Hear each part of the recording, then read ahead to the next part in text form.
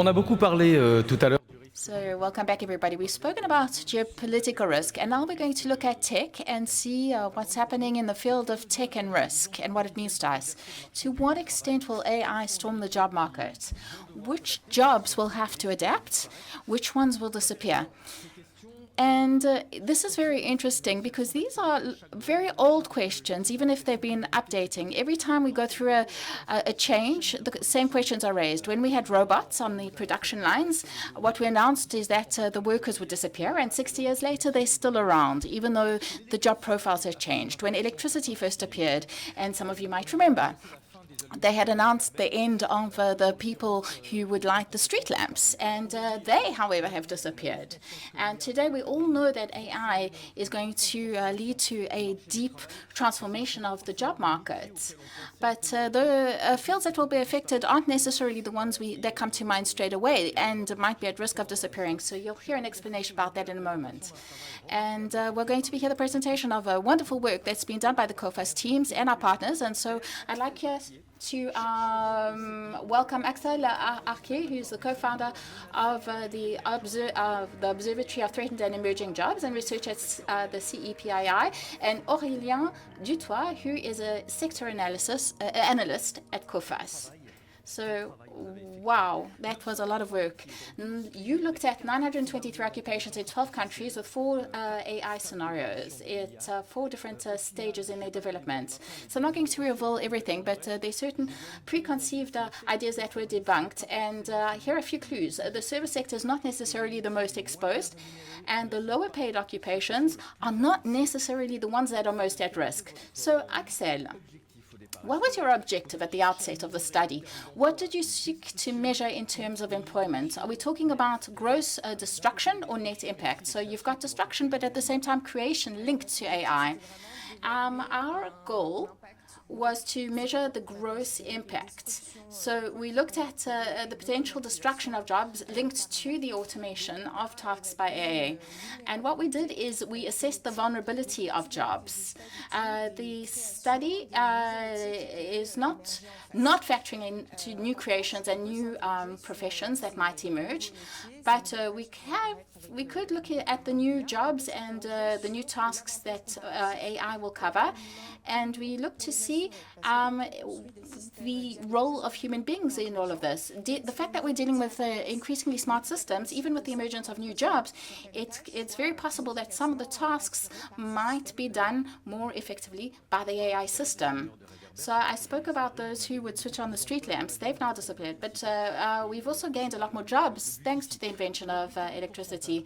What percentage of jobs are currently exposed to major risk in the short term? And what do we mean by major risk exactly? Well, between the phase that we're in at the moment, where we are all using LLMs independently, and the next step whereby we'll have agentic AI, with Aurélien, we'll think there'll be a significant leap, a real disruption in terms of impact on employment. And so it can be considered that when we look forward, our forward-looking scores, we considered that above 30%, meaning that almost a third of the tasks are potentially automatable from a technical standpoint. Those are the jobs that we are considered to be the most exposed. The question is, what are the relative risks? There are 2 major risks. The first one is there's a potential, of course, for job destruction. And we focused really on the technical aspects of it and the technical fallout. And so we said we have to factor in a number of mechanisms. When a job has the potential to become more productive, and what is the risk of a cut in headcount, except if the demand goes through the roof. This is something that Jean-Christophe spoke about just before. So this is the first risk. The second risk is one that deals with the nature of the job itself. And this is a risk that we tend to overlook. And what comes to mind is the fact that we will witness a de-skilling where human beings will just become checkers of AI outputs. And so AI will take on the high added value tasks, for certain tasks, and the human being will just there to check the quality of a report, for example, or legal conclusions, and so there'll be a de-skilling, in a sense, of the job market. So Aurélien, can we have an initial figure that would give an order of magnitude of the jobs that are under threat? 16% for France, Stéphane. We estimate that 16% of jobs in France are at risk because of the emergence of AI and agentic AI, like Axelle has just described. Just to give you a ballpark figure, talking in terms of millions, this would constitute 30 million jobs in France today. I'll spare you the math. 16% of 30 million is just under 5 million jobs in France that are at risk by the end of the decade because of the introduction of AI. Just to give you a means to compare, today we have 2.5 million unemployed people in France. And when you think about this in light of the 5 million jobs that are at risk, this is something that become a reality in a short period of time. And especially given the emergence of certain types of agentic AI. And so much as to say that independently of the risk of destruction, this is something that we need to be very vigilant and keep a close eye on. Are there any sectors that are first line that are more under threat? So there are certain that are more under threat than others. The databases that we have used have enabled us to break down the risk from different angles, and notably breaking them into families and sectors of activity. So 16 is for everything combined, all sectors and all types of job descriptions. But if we focus on the job families, just let's look at the IT sector, which has been well documented in terms of its potential for automation. There are 21 professions that were surveyed as being part of this family. Out of the 21 professions, the potential for job destruction is below 20%, and the average score is 30%. So here we have a family of jobs, which is not neutral when it comes to headcount in France, which has a risk that's twice as high as all the other fields. Now, looking at another sector of activity, there's certain sectors of activity that have a risk which is twice that of the national average. We're talking about legal and accounting, for example, that have a score of 27%. And this as far as France goes. We were lucky because we deployed the model developed by Axelle in 12 countries using national data and with a granular level of analysis. And with the 16% score, we're average and below average. And we also did the same for the US, for Japan, for France, of course, and for Germany and for the UK. And it's very interesting to look what's going to be happening in the UK. All the countries that we covered are risks where the risk tended to be higher, 20%. And if our intuition is right, if our calculations are right, if we look at the macroeconomic impact of AI, what we should be seeing is it will have more effect in the UK. And that being said, we're not here to pinpoint any families or any sectors of activity to say that jobs are doomed. We're here to try and identify the scope of the different jobs or sectors where AI does pose a risk, where that risk will be visible first. And we're trying to anticipate so that we can extrapolate and apply what can happen in terms of job destruction to the rest of the economy. There's certain professions and tasks where AI will do things better and less expensively. We look to see how the job market will be reconfigured. And even if it's difficult to imagine this today, we'll look at the new jobs that might arise from the creation of AI. And so, Axelle, in terms of all the work you've done and everything that's been published in this field, what makes your study different in terms of its granularity? What was the process? Well, we used the OM method. So that is the Observatory for Jobs Under Threat. So we looked at them, we used their methodology. So we divided each profession into tasks. And what we did with Aurélien is we took it down to a certain level of granularity. So we took it down to the basic actions. When we talk about elementary, you've got a verb and a contextual element. And so here what you have, for example, is a task that you can see on display. And what we did is is we looked at what the elementary actions were. And so you've got the task that you can see being on display here. And so what we did is we looked at the elementary action, and what we did was we applied this to the diagnosis of psychiatric disorders.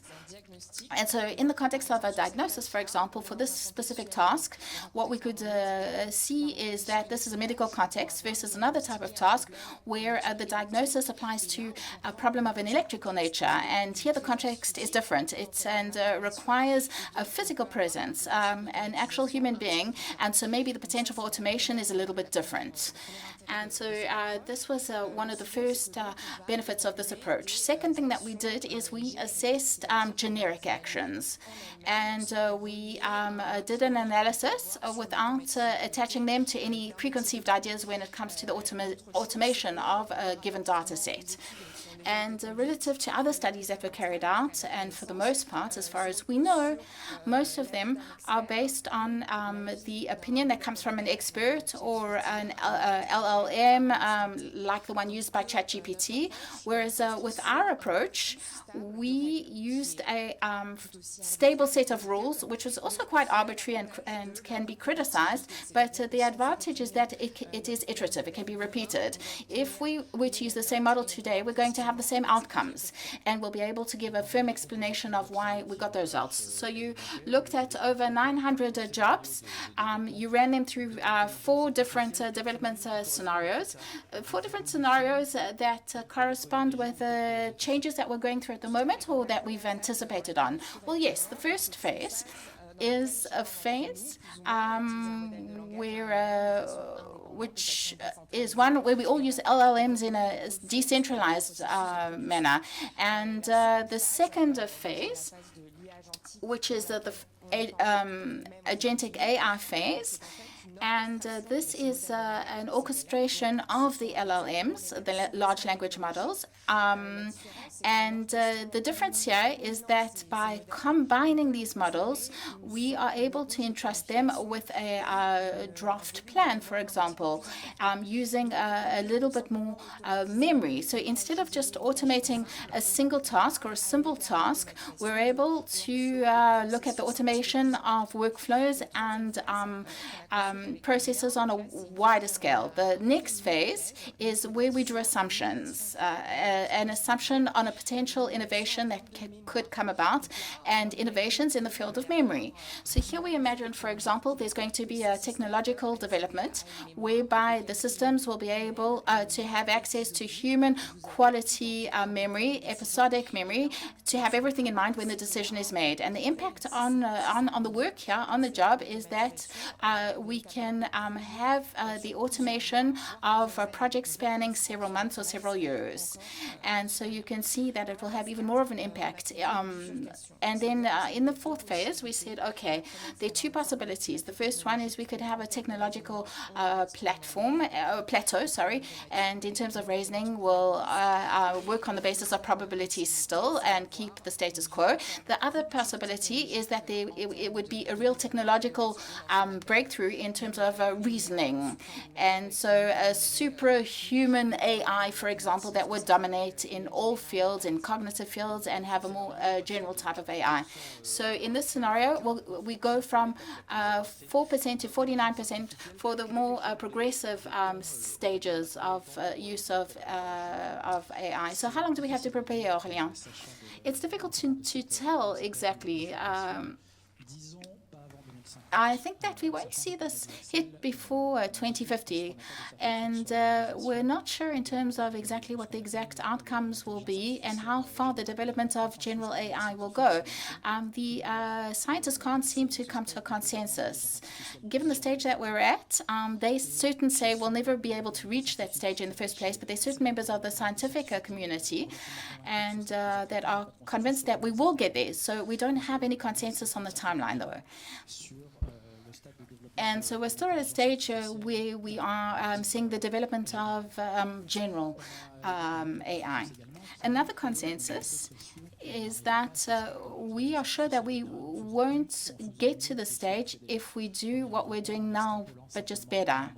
And using an extrapolation of the big LLMs, not everybody agrees in the industry on this one. And this is why Yann Lequin left Meta to work on new AI technologies, which are called word models, and that combine the use of robotics in order to deliver applications that would be particularly interesting. I said that there's a lack of consensus and agreement when it comes to general AI. But there is a consensus on the deployment of this technology. Since 2022, at least November 2022, when there was the launch of ChatGPT, the consensus is that once the technology will be made available, the deployment itself will almost take fire. There's a McKinsey study that McKinsey conducted a survey with companies in terms of their practices and adoption of AI every year. And those that claim to make use of AI in at least one of their functions has now gone from 55% in 2022 to 88% last year. And so there is a consensus in terms of the pace of the deployment of this technology, in terms of the pace of the development of the technology itself and its deployment. So how can this propagation be explained? There's several factors at play. So the digital services with very high overheads, and when markets emerge with this type of configuration since the 90s, we've been seeing this on the software market. There's a race for size, and so it's kind of like a weapons race that we see amongst the major tech players. Another thing is that this is a tech that's not necessarily driven by startups. There was Elon Musk who established the movement in 25, but there's Altman, head of Y Combinator, who has proven to be the most successful in the world. So it's no longer the myth of having a programmer in a garage in Silicon Valley like we saw in the 80s. And so there's been a lot of innovations in the field of AI, and which has been driven and carried by certain companies who have deep pockets. And if ever, they can call upon the financial markets to finance these efforts. And the same companies that are developing the most already have a foot in the door of companies when it comes to productivity. If you think of Microsoft, for example, they already are providing the operating systems for computers, the Office suite, Azure Cloud. And it's the same for Amazon and Google, who are very present in cloud computing. And it's the same for certain companies who might be less visible in the field of AI, but I have invested nevertheless. I'm thinking in terms of Salesforce for when it comes to CRM management. And there's one I forgot, there's Salesforce, but there's also SAP. And SAP for management software. And in introduction, we spoke about preconceived ideas that have now been debunked. One of them is particularly striking, Axelle. We thought that the least skilled jobs, which are also often the lowest paid, would be the most threatened. But that wasn't exactly what you found in your study, was it? No, of course. When you think about the types of jobs and those that will be preserved versus those that are more exposed, you need to look at the difference with the last wave of automation that took place between the 1990s and 2010. And during this wave, we saw the automation of cognitive tasks in offices and manual tasks in the factories. But these were tasks that were repetitive, that were part of a routine. And what's new with generative AI is that we can now automate tasks that are less repetitive and less of a routine. And out of those jobs with low exposure, there are those that are quite manual, of course, that still require a high degree of adaptation and deal with a variety of situations. You've got jobs in the field of food preparation and services, fishing and hunting, construction, maintenance workers, and mechanics. And conversely, you've got those that are more exposed, and so these are the white-collar jobs. Up until now, white-collar jobs had never really been under threat. They'd never had to deal with a wave of automation. These are jobs that, in terms of raw materials, they are in the digital field. They handle and process information and data, and very often these require a quite formalized set of skills. What's new here is that AI and the machine is now able to easily reproduce this knowledge and these skill sets. And so we could wonder whether the jobs of tomorrow and the expertise we'll have tomorrow will be protected or not, and most probably not. Amongst the most exposed jobs. They are functions in the legal field, in sciences, in maths, in finance, in the field of media and communication as well as administrative support functions. Now, we spoke about preconceived ideas, and what about the lower paid jobs? Are they at risk? I think that's also something that you debunked, right? Well, there is something new with AI. What we noticed during the last wave of automation is what we refer to as a polarization of the work market. So the lower paid jobs and the better paid jobs were had seen the highest, the biggest rise in headcount, whereas on the other end of the scale, the numbers had gone down. In terms of analysis, we could ask ourselves about whether this phenomenon will be reproduced. And so we'll see that it will probably be the higher paid jobs that will be affected first. And Aurélien, when it comes to the corollary to Axelle's observation on the impact according to income level, what is your opinion? The results we got were fairly predictable. And what we saw is that we looked at the volume of jobs in certain countries, and we look at the level of education of the people in those jobs. And we looked into the case of Netherlands, Germany, Canada, and Japan, with job markets and economic structures and educational systems that are very different. And the conclusion was always the same. So a bad piece of news for you. So the greater the number of years of study, the more likely your job is going to be automated. And so just to tell you what we got in terms of the French education system, the probability or the level of exposure for to AI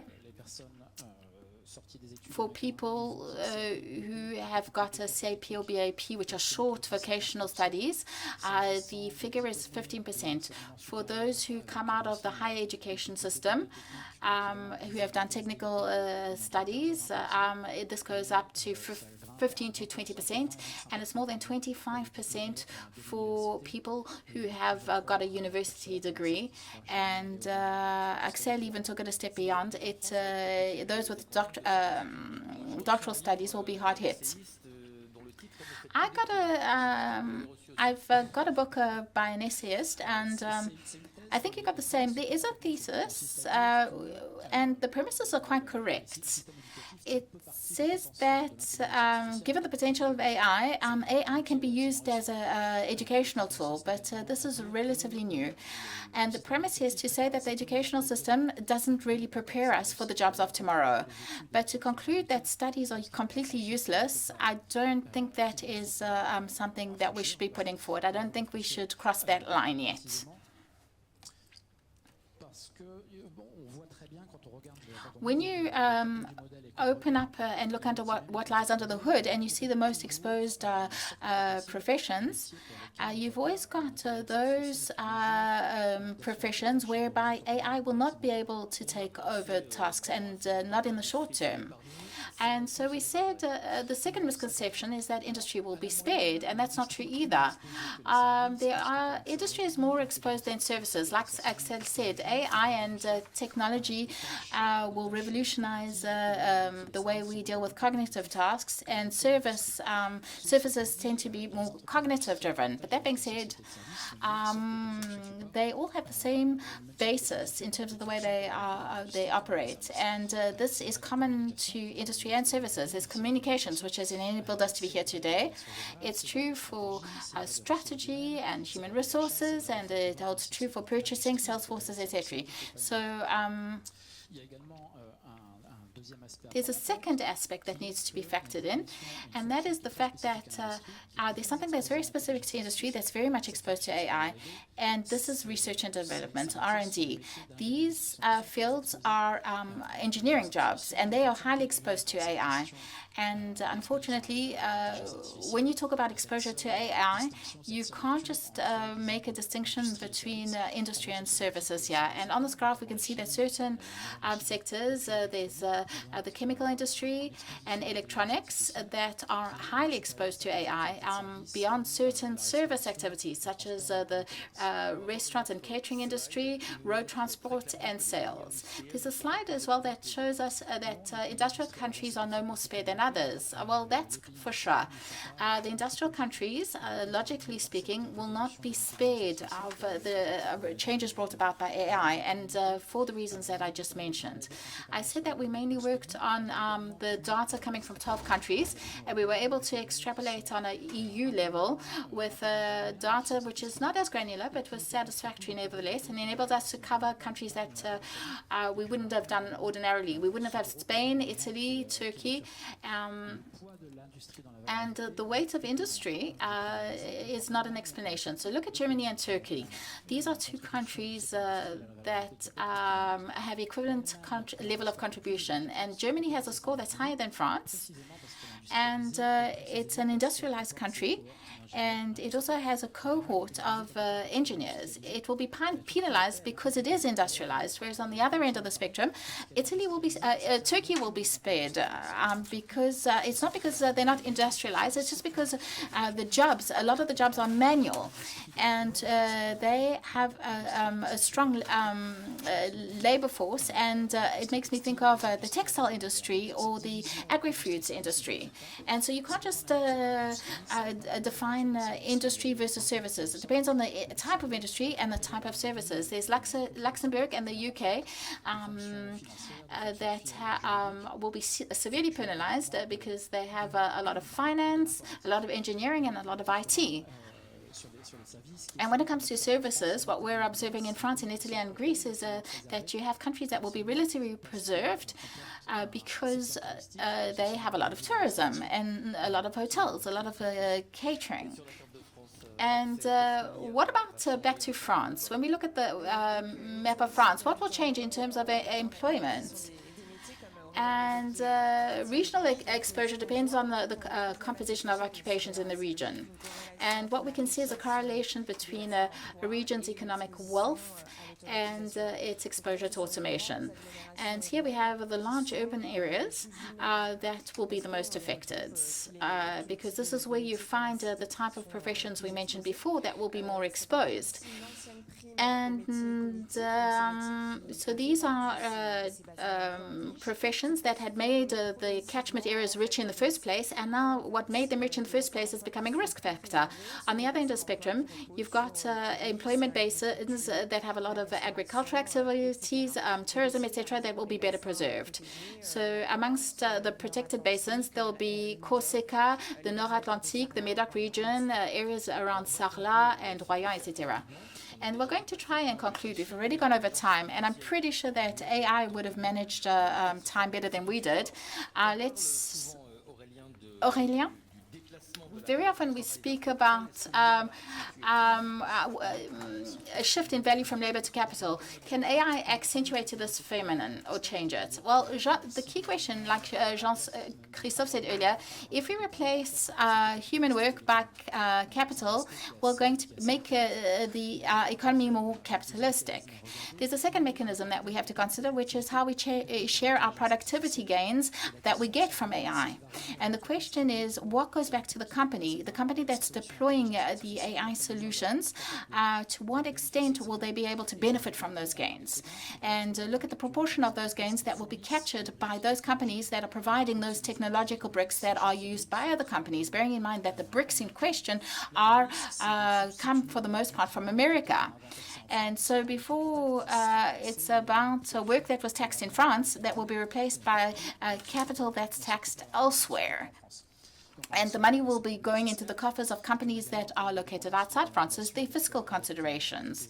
And there's also a question of dependency on the US. And there was a statement that was made a little bit earlier today when it comes to geopolitics. We know what leverage the US has with the monopoly that they have on the provision of AI services that serves to irrigate the rest of the world. And so what you're saying is the US might take the productivity gains that are generated in France? Potentially, yes. And again, with geopolitical leverage, which will be enabled by AI and explained by the fact that, China has understood this. They now are developing their own AI system.